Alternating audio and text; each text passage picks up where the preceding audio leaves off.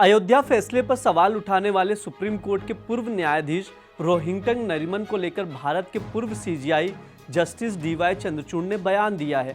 चंद्रचूड़ ने कहा कि अयोध्या मामले पर जो लोग सवाल उठा रहे हैं उनमें से कई ने 1000 पन्ने के फैसले का एक भी पन्ना नहीं पढ़ा होगा।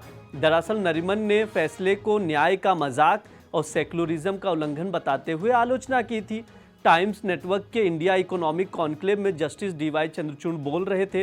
उन्होंने कहा कि मैं इस फैसले का एक पक्ष था, इसलिए मेरा काम नहीं है कि मैं इसका बचाव या आलोचना करूं।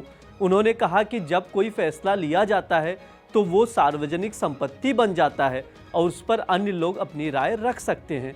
जस्टिस डीवाई चंद्रचूड़ ने यह भी स्पष्ट किया कि फैसले की आलोचना करना भारत में धर्मनिरपेक्षता का जीवित उदाहरण है।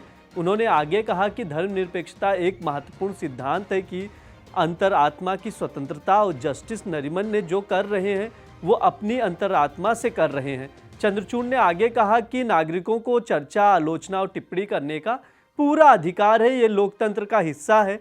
ये जस्टिस नरीमन का नज़रिया है जिसे हर किसी को सम्मान देना चाहिए, लेकिन ये नज़रिया सत्य के एकाधिकार को नहीं दर्शाता। उन्होंने ये भी कहा कि ये एक धारणा है और ऐसा हमेशा होता रहा है कि लोग किसी फैसले के बारे में अलग अलग राय रखते हैं। सुप्रीम कोर्ट के जज रहे जस्टिस नरीमन ने राम मंदिर के फैसले की आलोचना करते हुए इसे न्याय का मजाक और सेक्युलरिज्म का उल्लंघन करार दिया था। इसके बाद काफ़ी बवाल भी मचा था। नरीमन का कहना था कि यह फैसला हिंदुओं के पक्ष में लिया गया है और मस्जिदों के खिलाफ याचिका डालने को लेकर उन्होंने दैत्य के सिर जैसा कहा था। चंद्रचूड़ ने इस पर कहा कि वे अपने फैसले का बचाव नहीं कर सकते क्योंकि ये एक सामूहिक निर्णय था। सभी 5 जजों ने मिलकर यह फैसला लिया था और उन्हें हर तर्क को पूरी तरह से पेश किया गया। जिस समय बाबरी मस्जिद खत्म हुई उस समय दोनों पक्षों में हिंदू 100 दिवस मनाते थे और मुसलमान कम दिवस मनाते थे और इसी प्रकार का विवाद चलता रहा। लेकिन जब से कोर्ट ने आदेश दे दिया तब से सब ठंडा पड़ गया और जान लिए कि कोर्ट का आदेश है, अब उसमें कुछ नहीं कर पाए तो गम दिवस अब नहीं मनाते।